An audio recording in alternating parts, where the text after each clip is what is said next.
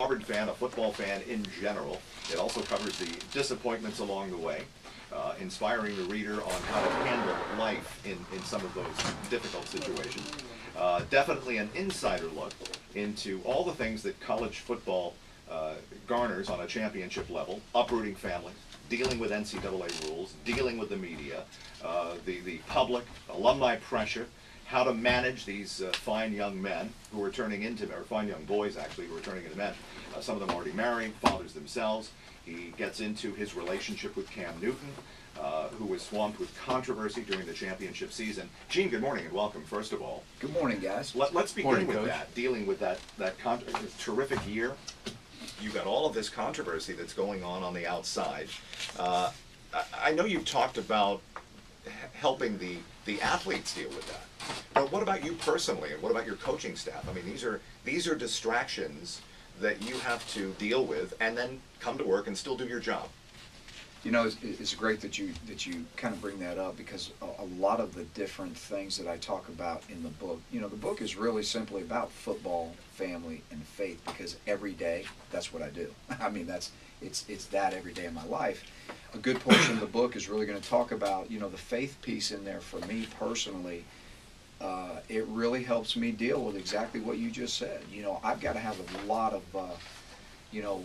there's those moments where, you know, there's, in the athletic world, as we all know, there's moments where, you know, there's doubt, you're trying to figure out what's going on, there's a lot of pressure outside this, outside that. For me personally, it talks about it in the book, how the faith piece really helps me deal with a lot of that. And that's really where we get a lot of our strength. But I'm surrounded by a great administration. I got the best, in my opinion. I know a lot of the coaches are going to say this out there, but in my opinion, I have the best coaching staff in America.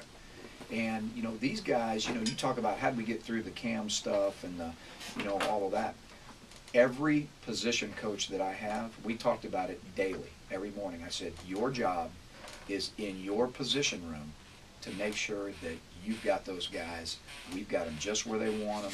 Because it wasn't just a distraction for Cam and the coaches, it was for the whole team, because social media dictates that they're reading it, hearing it. I mean, you know, Facebook, there's all those things going on. So their job was to make sure they managed their rooms. And in turn, if everybody manages their own room, in turn, the team will be managed.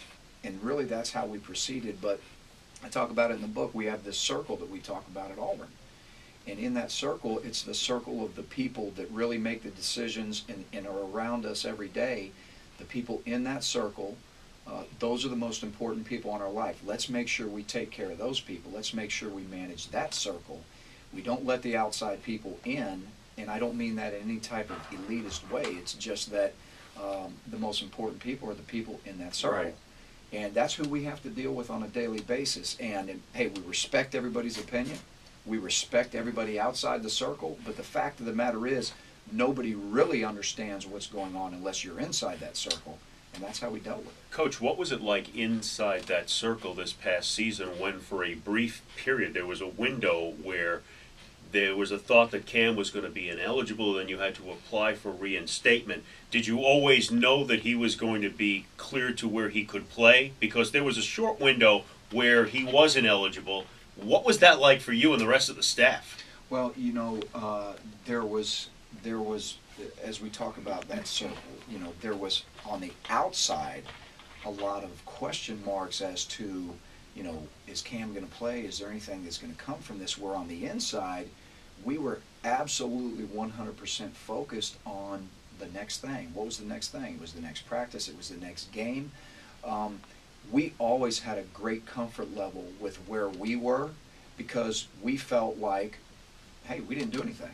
I mean, we didn't do anything wrong, which, you know, the good news is the NCAA, you know, the president of the NCAA has come out more than once and said, look, we found no wrongdoings, you know, with Auburn. And that's how we felt the whole way. So inside the circle, where there may have been a lot of panic outside, inside the circle, we were very confident in the way that we conducted our business. So we just proceeded as usual. Gene Chiswick joining us here on 680 The Fan. Coach, one of the things that you talk about in the book, and I guess this is part of the inspirational part of the book, how do you go from 5-19 in 2 years to a national championship?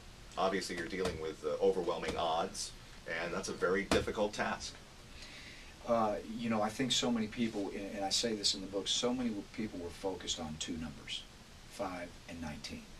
And, you know, really kind of the universal message of the book is that we all have our 5 and 19 moments.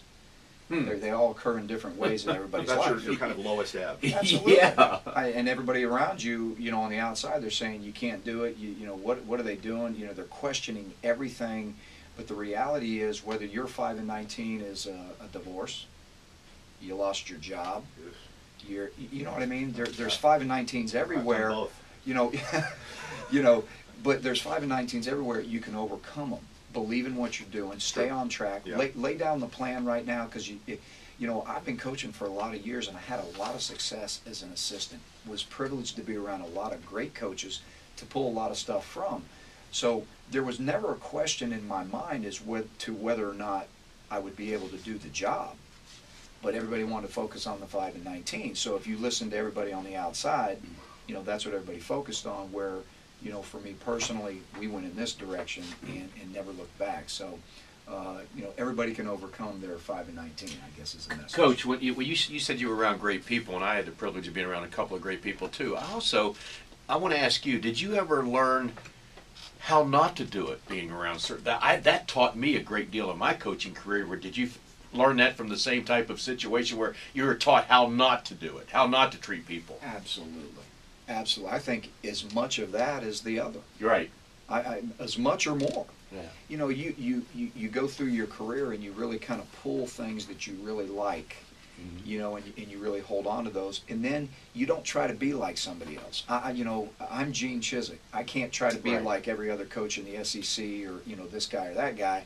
I'm me. And so does that mean that I didn't pull things from Mac Brown? No. It means I did.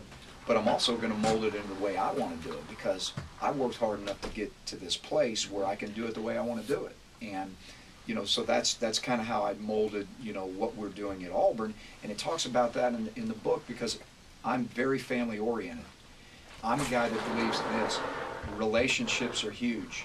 The way you treat your players are huge. You know what? Every guy is intrinsically going to play for themselves. That's what it is. Everybody's going to play for Absolutely. themselves. You know, everybody, when you're born and you cry, what do? They feed you. They're going to play, you know, that's what, you know, people are going to play for themselves. I want them to play for their school. I want them to play for their teammate. I want them to play for their coach. How do you do that? You've got to develop these relationships and these bonds that is huge in team chemistry that you have to be a champion. And I've never been on a great team that doesn't have great team chemistry. Not once. I've been on some great teams now. I've won a bunch of championships and been a part of a bunch of championships and been very blessed to do that. Not one team have I been on that's won a championship, they didn't have great team chemistry. Not one. Auburn head football coach Gene Chizik joining us live in the studio here on The Rude Awakening on 680 The Fan. We mentioned Cam, and I'm sure you were asked a million times by NFL coaches, as Cam ends up being the top pick in the NFL draft. We all know how great a college football player he was, but in terms of his adjustment, going from that sort of read option to a pro-style offense, how do you think his skills, having been with him every day, are going to be able to translate? I had a lot of great conversations about this just yesterday. You know, one of the things that's a little bit of a misnomer, and I'm going to be honest with you guys, I've been a defensive coach my whole life. I hear people talk about spread offense. I don't even know what that is. I mean, there's so many versions of it. Everybody talks about spread offense and this and that. Right. Our passing game, Gus Malzahn is one of the best coordinators in the country, if not the best. His passing game is exactly like every NFL team there is. It's a progression read. There's a top read, a middle read, and a check down. If you don't have those three, pull it down and run it. I mean, it's 200 years old. So in my conversations with the GMs and the head coaches leading up to the draft was simply this: put on the film and look at the reads. I mean, do you think that Cam could have had that much success in the offense by saying, hey, look, you throw it to this guy. If he's not open, run it. I mean, don't you think the coaches in the SEC are a little better than that? And the players are a little better than that? So, you know, there's no question in my mind he'll have some growing pains in the NFL, no different than any other NFL quarterback coming into the league would. But other than that, he's going to be fine. Gene Chiswick joining us here on 680 The Fan. I'll talk about a couple of places that you're going to be a little later signing the book if you want to come by and get a copy and get it signed by Gene Chiswick. Let's talk about the Auburn program. Where are we now in terms of the investigation? I think we'll kind of start there. And then secondly, you know, oftentimes there's pressure after you win or you've been successful to continue that. And they expect fine programs like Auburn, obviously one of the best programs in the country, to be able to just reload and kind of pick up where they left off. How realistic is that? Let's start with the investigation though first. Where is that? Well, you know, I don't know that, you know, anybody ever, I don't know that they ever come out and make statements that things are over and things of that nature. Yeah. But what I will say from Auburn's point of view is that we feel very comfortable where we're at. We've moved on and we've complied in every way. We feel really comfortable about where we're at. So that's where I'll go with that. In terms of the where our team is, I'm as excited about this year as probably any year I've been in coaching. Yeah, there's a lot of new names, a lot of new faces. I mean, a bunch of them. But we've got young, talented guys. And I want to make this real clear that the standard and the goals that we've set at Auburn, that has not changed. I don't care if we're playing 22 freshmen. That hasn't changed. And the great thing that I tell everybody right now is this time last year, not one person on our football team knew what great looked like. They didn't know what it looked like. Not one. Well, the guys that we have returning, they know what great looked like. We had a great football team. We didn't have a good one. We had a great one. To come from behind in so many different, you know, to win like we did, our kids know what great looked like, but they also know right now we don't look like that right now. You know what I mean? Yeah. So we got a lot of work to do, but we've had some really great recruiting classes. We're going to continue to put those together back to back to back to back. And, you know, we're just going to, you know, tradition never graduates. That's what we tell our guys. So the expectations are as high as they've ever been. It's going to be fun to coach them. I don't know who some of these guys are going to be that are going to be playing for us because they're still battling for positions. But it's going to be fun, you know, coaching a young team. So we feel great about the direction we're headed. The foundation, brick by brick, is kind of being put in there, you know. And so we feel really good about it. But we'll have growing pains. We know that. But you know what? We're going to stay on that path, and we're going to keep doing what we do. Yeah, 7 starters on both sides of the ball, plus the kickers as well. And it occurs to me, we always talk about replacing the type of player like, say, a Cam Newton, also from a leadership standpoint, too. Absolutely. Yeah. Hey, this is a daily grind of finding out who your leaders are. And, you know, and everybody thinks the leader's got to be a senior. Not necessarily. Never. That's not true. That's a myth. So your leader can be a sophomore. Your leader can be I mean, we need to find leaders, and we don't care who they are. But a leader means that you don't just lead. You know, what do you look like off the field? What do you look like on the field? What do you look like in the weight room? What do you look like when you're running out there and it's 105 out and nobody else really wants to do it? That's where your leaders are born. So we're continuing on the path to figure out who those guys are. I wanted to read you a funny thing out of one of the Alabama papers. This is out of the Huntsville, Alabama Times. The guy's name is Mark McCarter. Wanted to give him credit.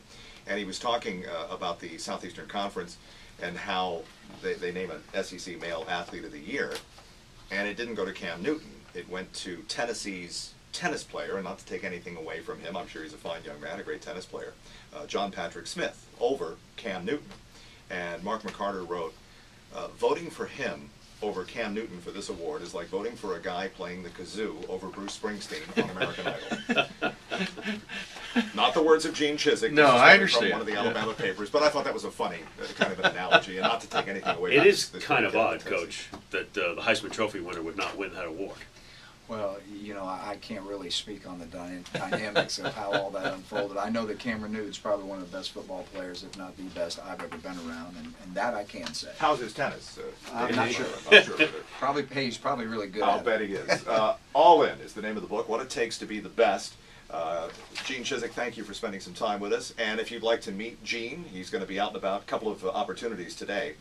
Barrett Parkway up in Kennesaw, the Lifeway Christian bookstore. You'll be up there between noon and 2. And then a little later in the afternoon, between 5:30 and 7 as you're heading home, Books A Million, Peachtree City. Gene Chiswick will be there signing the book. Coach, real quick, how are the trees doing? You know, they're working really at a fever pitch trying to save them. And I'm, as I said this morning, I'm not qualified to tell you exactly where they're at, but I know that we're working really hard to save those. All right, good luck with that, and good luck with the upcoming season. Thanks, guys. Appreciate it. Gene Chiswick joining us here.